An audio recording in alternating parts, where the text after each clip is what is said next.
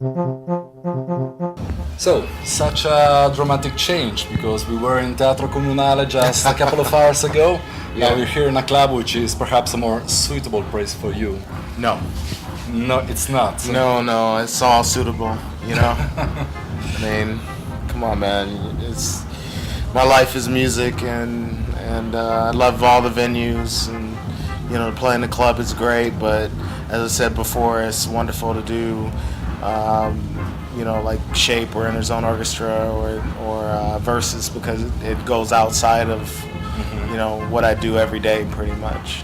For many years you've been more into producing and not into DJing, but I think in the last 6 or 7 years you are DJing really a lot. Yeah, a lot of DJing. Yeah,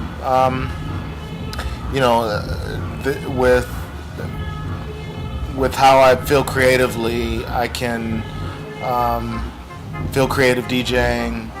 I can feel creative remixing. I can feel creative producing. Feel creative writing.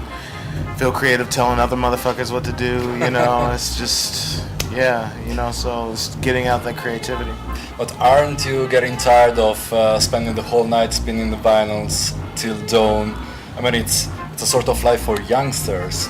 Well, it depends on the scenario, because sometimes I have a better time playing 5-6 hours of music that I really want to play, instead of 2 hours of trying to condense it into a set to make people, appreciate what I do within those 2 hours, putting a set list. So, I could play 6 hours, 8 hours, and start out playing Sun Ra, and, at the beginning of the night, and playing all this music that I would love to hear on a big system, and then just kind of work my way into doing a set that's maybe more energetic or whatever. But, it's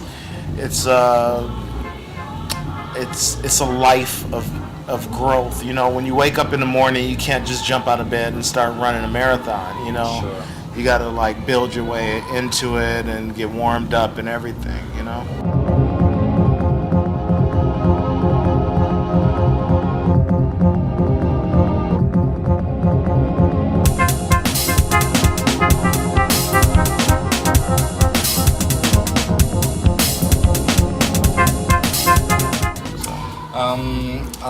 As a DJ, have you noticed any particular aspect of the Italian audience? I mean, is there anything special in Italian crowds?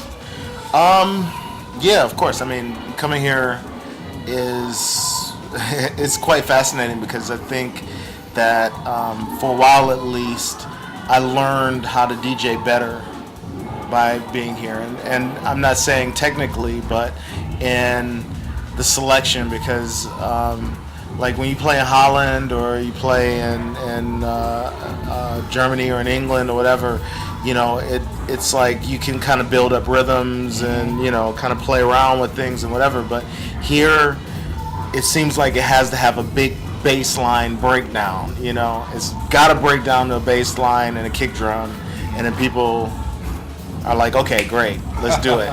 And it's not only when I play that I had noticed it, but it's when I watch other people play here too. It's just, that's part of the culture here and clubbing, is that it's got to be a big bass line, it's got to be a kick drum. I don't know whether that comes from the days of Frankie Knuckles and David Morales and those guys coming, or if there are other DJs before. Maybe it was during the whole Italo disco thing. Maybe it's down to, I don't know, opera. Or just casualty. maybe, yeah. It's like the big bass line is the pasta. Have you ever thought about moving to Europe? I mean, there are loads and loads of colleagues of yours that have done that. Yeah. I have, but I feel that living in Detroit, I grant myself opportunities that might not be possible to have in Europe. I mean, my office is in a building on its own. I mean, I have a building by itself. I have a house. I have, I have to have a car. But if I lived in London, I mean, it's like I could be spending a lot of money to walk, 5 kilometers to the nearest tube station. You know, it's just ridiculous. I mean, I would love to. I'm starting to love Paris now. I'd love to spend a bit more time in Paris. I love Italy. You know, Massimo and I have this plan. I'm not sure if he's totally into it yet, but it's to, you know, wake up in the morning, eat breakfast, drive to another place for lunch in another city, and then drive to another city for dinner. You know, and just do that for like 2 weeks or whatever. You know. So I mean, those things are quite wonderful to be able to do. You know, here, you know, each country has its own, you know, its own culture, which is very dynamic and special and strong, and you know, I love the experience of those things. But you know, in the U.S., we're a bit homogenized, and you know, it's kind of samey in relation to. You know, you go from Detroit to Chicago, and it's the same type of culture. You know, to Louisiana, to all these places is a very same type of culture. But there's something about it that I really am quite fond of, and that I feel comfortable with living in. And you know, I think that at least for a while longer, I'll stick it out at home, and you know, maybe when I retire, I'll move to.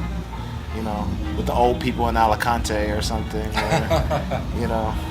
Maybe to Bologna, who knows? Maybe, but you know, I mean, probably the closest thing to Detroit here is like Naples. So you know.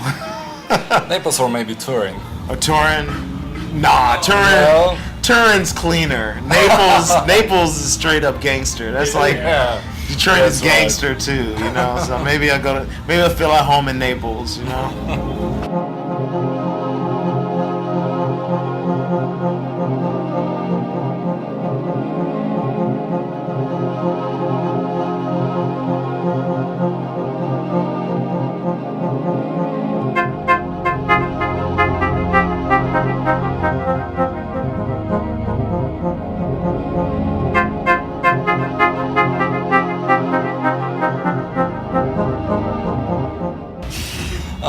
Do you already know which record is going to be the first in tonight's set?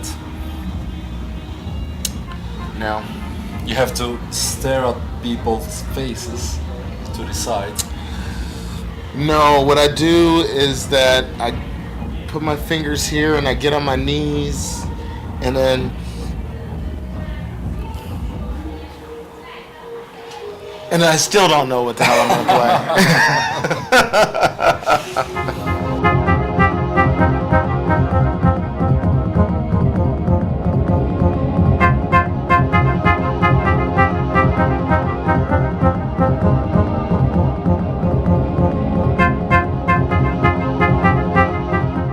No, but wonderful players. Everybody did a great job. Bashir and Justin and Moritz and Francesco. You know, it's genius. They're all geniuses. You know, so it's great. Perfect. Yeah. That's it. Thank you very much. And by the way, we're changing the name. It's not going to be Shape anymore. It's going to be what? MF Shape. Metal Face Shape?